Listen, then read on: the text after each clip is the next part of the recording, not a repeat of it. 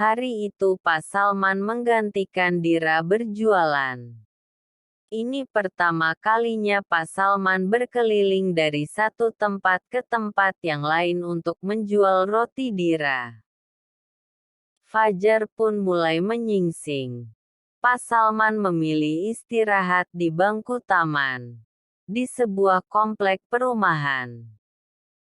Pak Salman mengibas-ngibaskan topi untuk menyapu rasa panas di wajahnya. Pak Salman melihat sekeliling taman mencari penjual minuman. Tenggorokannya sudah mulai mengering. Pikiran Pak Salman menerawang jauh, bahwa dirinya kini benar-benar merasakan perjuangan putrinya yang berusaha menyambung hidup untuk memenuhi kebutuhannya. Seorang anak gadis yang masih muda, yang memahami kondisi orang tuanya. Setelah bekerja, lalu kuliah, lalu bekerja lagi. Selama ini putrinya tidak pernah mengeluh lelah atau apapun karena putrinya selalu menunjukkan wajah yang ceria. Lamunan Pak Salman pecah ketika mendengar suara wanita teriak minta tolong. Tolong, tolong, tolong. Pak Salman berlari dan berusaha mencari suara tersebut. Pak Salman melihat ibu-ibu yang tengah berhadapan dua preman yang berusaha merampoknya. Hei! Kalian beraninya sama wanita. Lepaskan ibu itu. Teriak Pak Salman dengan lantang. Jangan sok pahlawan kamu, Bapak tua, kata salah satu preman itu. Hei, jangan panggil aku Bapak tua preman jelek, ucap Pak Salman. Pak Salman menirukan gaya bicara Siva. Hahaha. Tanpa basa-basi Pak Salman langsung menendang dua preman tersebut dengan sekuat tenaga. Pak Salman menggunakan jurus karate yang pernah ia pelajari saat masih SMA dulu. Pak Salman berhasil memiting dua preman itu dengan kuat dan membuat mereka menyerah ampun lalu pergi lari terbirit-birit. Ini butasnya, ucap Pak Salman sambil memberikan tas itu pada ibu-ibu yang seumuran dengan Pak Salman. Ibu itu memperhatikan Salman dengan seksama. Kamu, Salman kan? Ucap ibu itu. Pak Salman pun mengangguk heran. Kenapa ibu itu mengenalnya? Coba kamu ingat-ingat siapa aku. Masa kamu nggak ingat? Cinta monyet waktu SMP. Ucap ibu itu dengan malu-malu. Diana. Kamu Diana. Seru Pak Salman. Iya. Aku Diana. Berapa puluh tahun Salman kita tidak bertemu. Ayo kita duduk di sana sambil ngobrol. Soalnya motor aku ada di sana, kata Pak Salman sambil menunjuk ke arah bangku taman tadi. Iya. Ayo kita ke sana, ucap Bu Diana. Mereka pun segera menuju bangku taman dan duduk bersama. Diana, bagaimana kabar kamu? Tanya Pak Salman. Aku baik Salman. Bagaimana kabar istri dan anak kamu? Pasti anak kamu sudah besar. Anakku perempuan dan sebentar lagi akan menikah. Istriku sudah 5 tahun lalu meninggal karena sakit. Lalu kabar suami dan anakmu? Wah, selamat ya, Salman. Nasibku sama denganmu Salman. Suamiku juga meninggal. Meninggal dalam kecelakaan mobil. Anakku laki-laki dan masih bujang, ucap Bu Diana. Sabar ya, Diana. Tapi sepertinya kamu sekarang sukses. Alhamdulillah Salman. Aku sedang menjalani bisnis catering. Warisan dari suamiku. Aku manfaatkan untuk bisnis catering demi menghidupi anakku. Karena waktu itu anakku masih SMP dan sekarang alhamdulillah dia sudah dapat pekerjaan yang bagus dan bisa membantuku. Bagaimana denganmu Salman?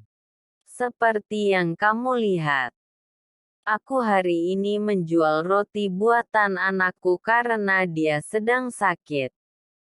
Perusahaanku bangkrut. Aku ditipu mentah-mentah. Tapi aku bersyukur karena aku memiliki seorang anak yang luar biasa.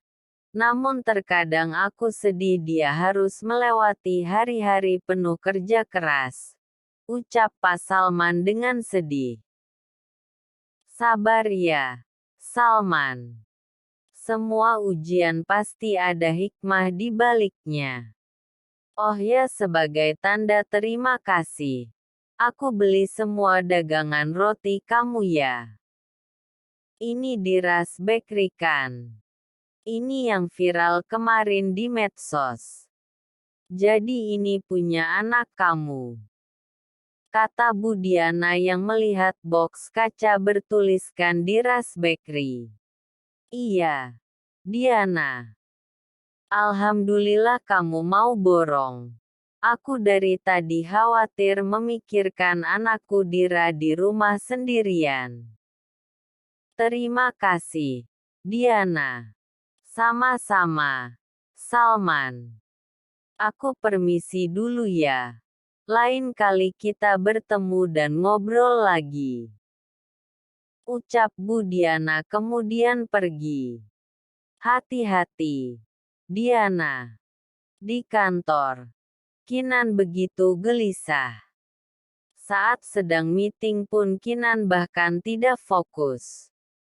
Saat meeting berlangsung, sesekali Kinan mengutak-atik handphonenya dan memencet nomor Dira namun masih saja tidak aktif. Jerry yang ikut meeting bersama Kinan dan melakukan presentasi pun sesekali melirik ke arah Kinan yang nampak gelisah. Tak lama kemudian, Kinan segera mengakhiri meetingnya. Semua karyawan pun segera keluar dan tinggallah Kinan bersama Jerry di sana. Lo kenapa, Ken? Dari tadi gue perhatiin lo gelisah banget. Ada apa sih? Dira nggak masuk. Dan handphonenya nggak bisa gue hubungi. Kata Lena sama Reyhan ada tugas kampus mendadak tapi masak iya. Dia nggak ngabarin gue. Gue kan calon suaminya, Jer. Gue kok gelisah gini. Ya. Ya udah mending sekarang lo samperin Dira ke rumahnya buat ngecek kondisi Dira. Beneran tugas atau emang kenapa?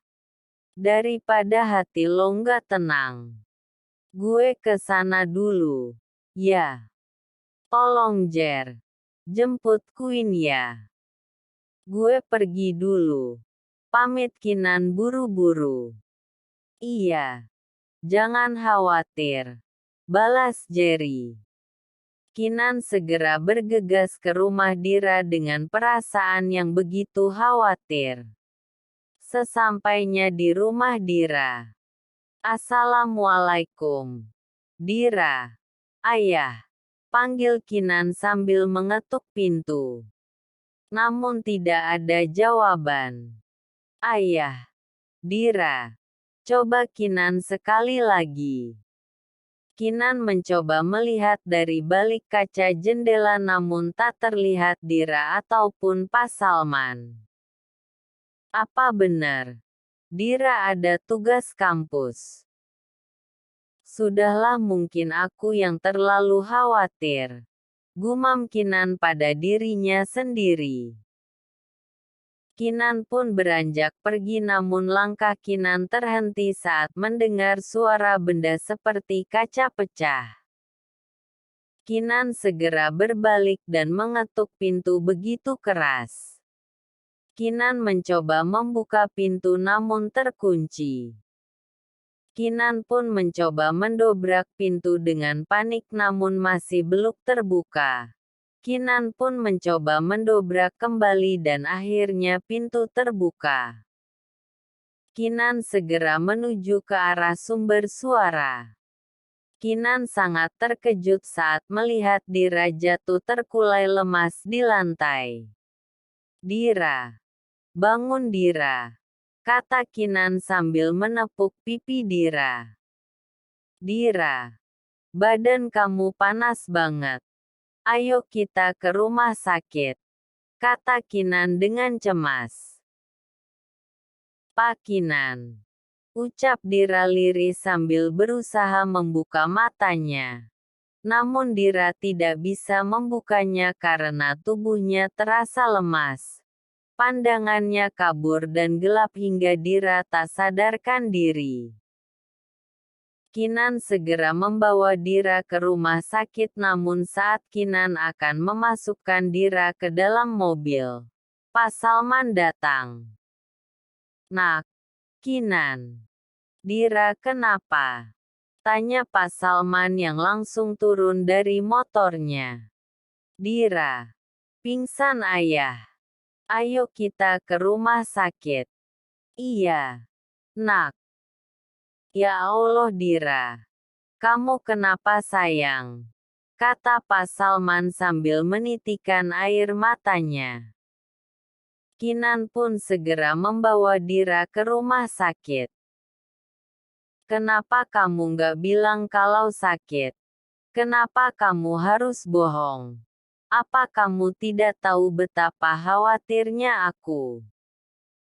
Kenapa kamu malah menghindar? Kamu mau membuat aku mati karena khawatir." "Dira, Dira, apa yang ada di pikiran kamu sampai-sampai kamu menghindari aku? Aku calon suami kamu, Dira. Aku bukan orang lain. Pernikahan kita sudah semakin dekat, tapi kenapa ada saja ujian ini? Apa kamu sebenarnya tidak bahagia?" kata Kinan dalam hati sambil terus fokus menyetir dengan segala macam pertanyaan dan segala kekhawatiran yang berkecamuk di hatinya. Sesampai di rumah sakit, Dira segera ditangani oleh dokter. Kinan dan Pak Salman menunggu di depan ruang UGD. Kinan dan Pak Salman begitu khawatir.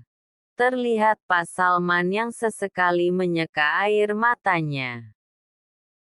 Melihat Pak Salman yang sangat terpukul dengan kondisi Dira, Kinan pun duduk di samping Pak Salman. "Ayah, Dira pasti baik-baik saja. Kenapa ayah tidak menghubungi Kinan? Kinan bisa menjaga Dira. Dan kenapa ayah harus jual roti segala?" kata Kinan pelan.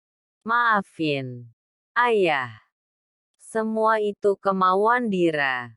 Dira tidak ingin nak Kinan khawatir. Dira sendiri yang memaksa jualan. Karena tidak ingin dianggap menggantungkan kamu, nak," ucap Pak Salman dengan lirih. "Ya Allah, Dira. Bagaimana dia bisa berpikiran seperti itu? Bahkan jika menikah nanti saya melarangnya untuk bekerja keras. Saya ingin dia fokus mengurus Queen dan keluarga kecil kami," kata Kinan. "Semalam Dira pulang sedikit larut, nak.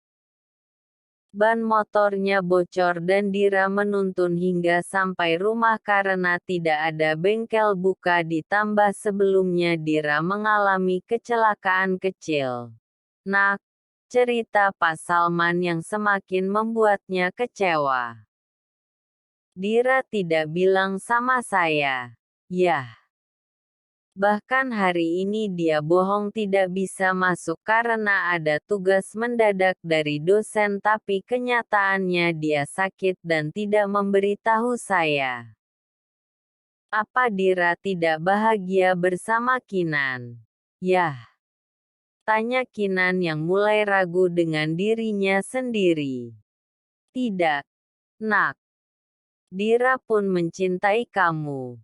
Hanya saja sebelum nikah, dia tidak ingin membebani kamu, kata Pak Salman. Dasar gadis ingusan bodoh. Selalu saja mengambil keputusan sepihak, gerutu Kinan dalam hati. Setelah menunggu cukup lama, akhirnya dokter keluar. Dengan keluarga pasien Dira. Seru dokter. Iya, dok. Kami keluarganya. Pasien Dira mengalami anemia, kata dokter. Maksud anemia, dok? Tanya Kinan. Mari ikut ke ruangan saya, ajak dokter. Pak Salman dan Kinan pun segera mengikuti dokter ke ruangan. Begini, Pak. Anemia atau kurang darah adalah kondisi ketika tubuh kekurangan sel darah merah yang sehat atau ketika sel darah merah tidak berfungsi dengan baik. Akibatnya organ tubuh tidak cukup oksigen sehingga membuat penderita anemia pucat dan mudah lelah. Anemia dapat terjadi sementara atau dalam jangka panjang, dengan tingkat keparahan yang bisa ringan sampai berat. Anemia terjadi ketika kadar hemoglobin, bagian utama dari sel darah merah yang mengikat oksigen, berada di bawah normal. Dan untungnya anemia yang diderita pasien tidak berat. Namun harus tetap waspada karena anemia berat bisa menyebabkan masalah pada jantung, seperti gangguan irama jantung, aritmia, dan gagal jantung. Gangguan pada paru-paru, misalnya hipertensi pulmonal. Jelas dokter. Lalu apa yang harus kita lakukan supaya anemia bisa dicegah? Tanya Kinan. Yang jelas pasien tidak boleh terlalu lelah. Banyak istirahat. Jangan stres serta makan makanan yang kaya akan zat besi dan asam folat. Seperti daging, sereal, kacang-kacangan, sayuran berdaun hijau gelap, roti, dan buah-buahan. Makanan kaya vitamin B12, seperti susu dan produk turunannya, serta makanan berbahan dasar kacang kedelai, seperti tempe dan tahu. Buah-buahan kaya vitamin C, misalnya jeruk, melon, tomat, dan stroberi. Bapak tidak usah khawatir ya. Setelah ini pasien Dira akan dipindah di ruang rawat inap, kata dokter sambil menuliskan resep untuk Dira. Terima kasih ya, dok, untuk penjelasannya. Saya akan memperhatikan kesehatan calon istri saya lebih baik lagi, ucap Kinan.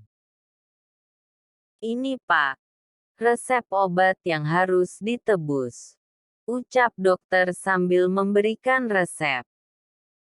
Terima kasih ya, dok. Kami permisi, kata Kinan. Terima kasih ya dokter sudah menangani putri saya, imbuh Pak Salman. Iya. Pas sama-sama.